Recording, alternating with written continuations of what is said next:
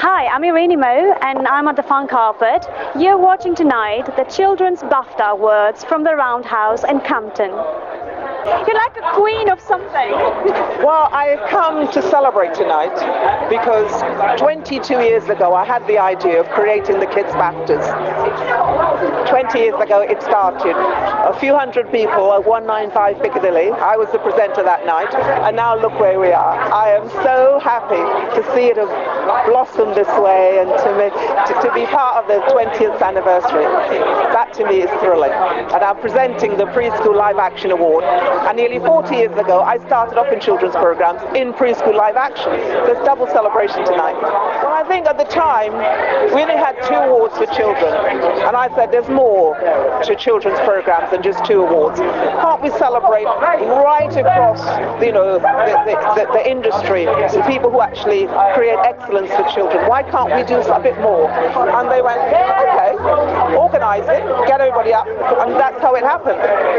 All the broadcasters together, I get them all to think about what they can do, and we all said yes, and then it took 2 years, mind you, to get everything going, but it happened. So 20 years later, I am such a happy woman. Well, at the time, to convince people that children were important, it was a bit difficult, because, people didn't focus on the importance of children, but now people realize the children's market has opened up. I went to MIPCOM this year, and I saw people from all over the world who never would do children's programs, and now actually South Korea, Turkey, Mexico, as well as all the other people who always did it. But the market is opening up wider and wider, because childhood lasts a lifetime. And if we get it right for children at the very beginning, and you actually honor the people who are working so hard for children, because children's media, anything to do with children, you don't get much money for it.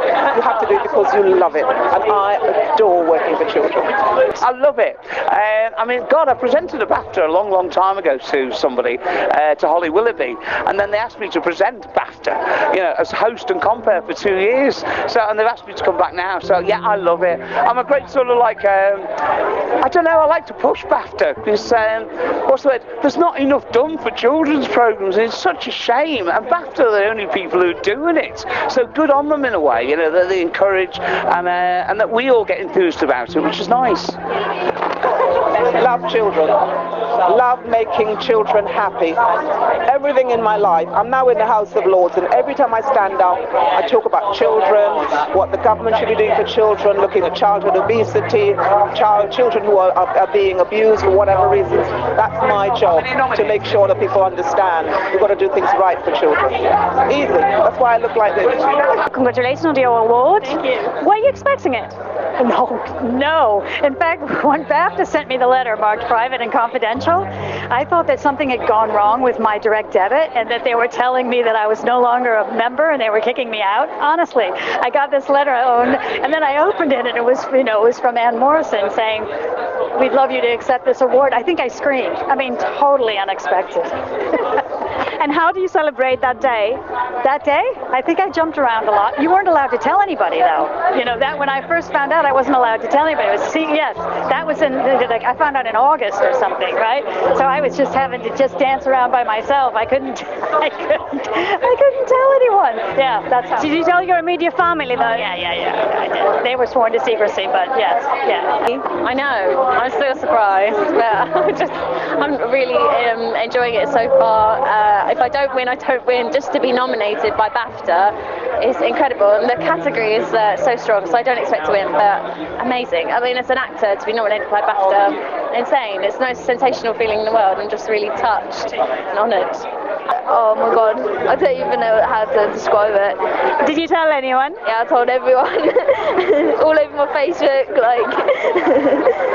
Were you meant to? I don't know. I was just too excited. What was the part that you thought, oh my god, I love that scene? I think I liked the very beginning most of all, which is when Paddington loses his home and has to leave, because it's really heartbreaking, and it appeals to my sense of tragedy. That's a hard question, because I really try to be proud of everything that I do, and so if I'm not proud of it, no, then I don't want to do it. Yeah, no, I'm proud of everything that I've done. Yeah. I always. Well, I really liked it all because it educated a lot and it showed that being yourself is the best way to be. What do you think is going to happen today at the award ceremony? I imagine I'll be given some kind of standing ovation by the room and just celebrated as the world's finest filmmaker. And if that doesn't happen, I'm going to be very angry and probably get drunk and start shouting at people. So fingers crossed, they know how to appreciate real talent. I'm definitely going to get up and give you the standing ovation, I have to say. Thank you very much. I think I'm going to need you to do that because I'm not sure that... No, it's going to be exciting meeting nice people, in all seriousness. And hopefully there's some of the people we're up against here because they're an amazing list. And Pixar and Pete Docter and really amazingly talented people. So it is extremely amazing to even be in the same awards category as them. So it's really exciting. Are you giving an award out tonight? No, we are lucky enough to be interviewing all the winners after they've got their awards. So we're going to be... Oh my God, that's so good! We've got quite a lucky gig, I think, because we get to see everyone that's going to be really happy rather than all the people who might have their head in their hands and looking a bit forlorn. What kind of roles do you like acting? I like doing like voiceovers and things like that. I really enjoy them. But I enjoy most of it, to be honest. Would you like to be the baddie, or would you like to be like the fun person, or the lover? I'd like to be the hero. Batman is next for you then. Yeah. How do you feel about the whole event being here this year? Fantastic. That's really good. I mean, this is a famous old building, isn't it, the Roundhouse? So it's full of history. And the Children's BAFTAs, how exciting. There's so much energy in the room tonight. It's really brilliant. This is the future of entertainment. Being celebrated. I think it's really fantastic.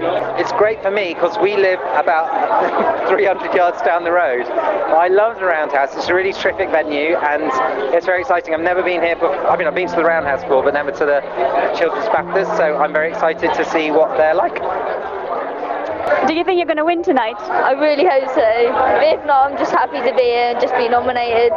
Seriously, I think it's amazing. Yeah. Even if you don't, it's like you're nominated. Nominated is just like, oh my God, anyway. So it's like, if I win, then wow. But if I don't, then wow, anyway. Yeah. I actually found out from a text. A friend texted me, and I ran around screaming for a little bit. You have to. And then I kind of calmed down and thought, wow, what a privilege to be acknowledged by the amazing British Academy. And it's a great justification that I'm in the right job. I'm not too bad. Because you can be quite critical sometimes of yourself and your part and performance, but I'm just amazed and really, really honoured. So you're a singer, you're a dancer.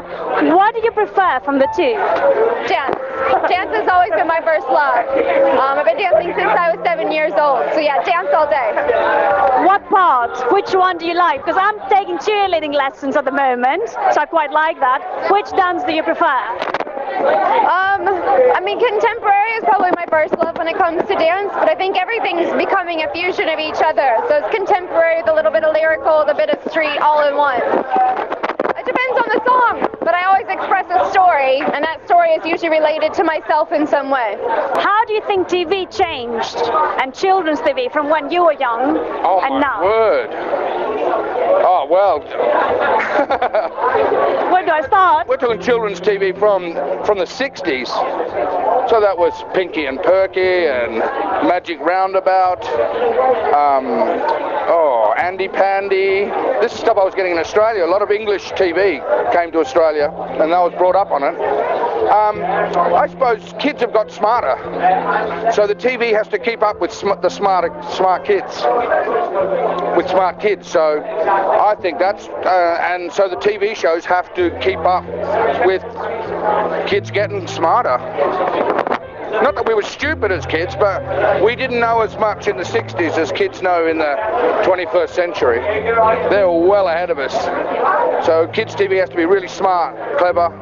It's funny because when I worked in telly, I always remember a producer, and this is going back to 1978, came over to me and said, when you're on TV, Keith, live, don't use the words like inconsequential. I said, what? He said, no, it's too big for kids. Anyway, my boss came over and said, ignore him. I said, what do you mean? He said, if kids don't understand the word, they'll go and ask, so use it every week if you want. And that's what I love about children's programmes, that inadvertently, as they're watching programmes, they're learning at the same time. So, to educate and inform perform in a fun and sort of environment.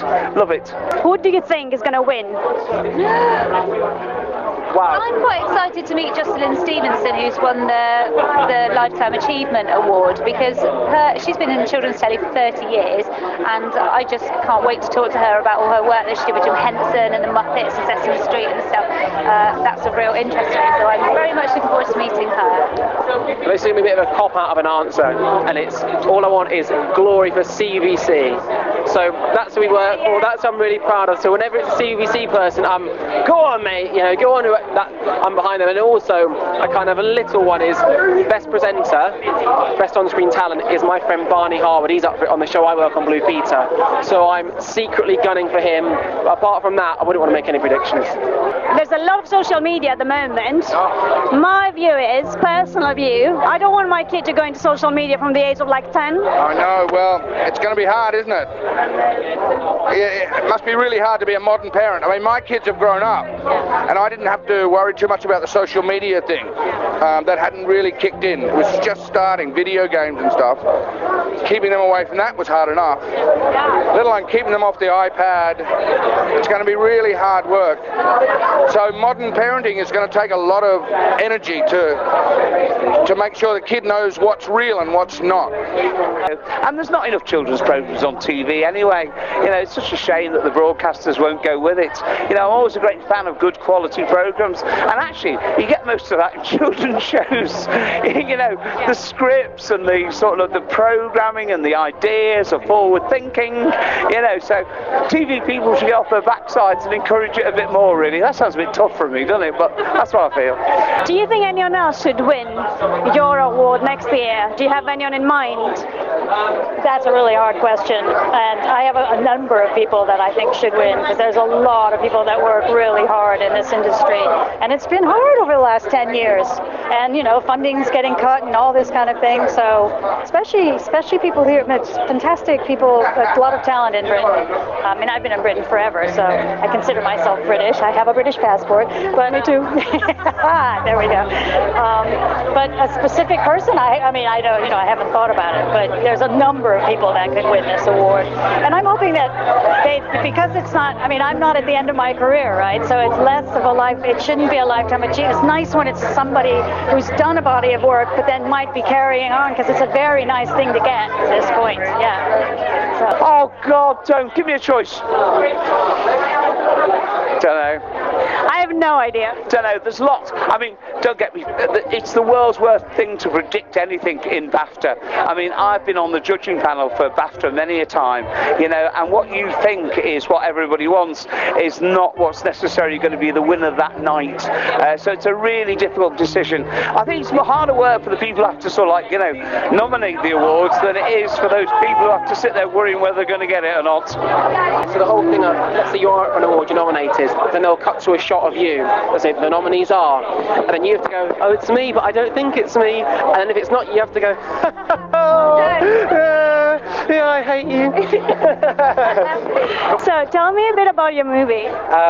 Well, it's Paddington Bear. It's the story of a young bear from Darkest Brew who comes to London looking for a home and finds a kind of a city that's not the most friendly and welcoming place, but through the force of his wonderful personality breaks down barriers and is embraced into the heart of the city and a family.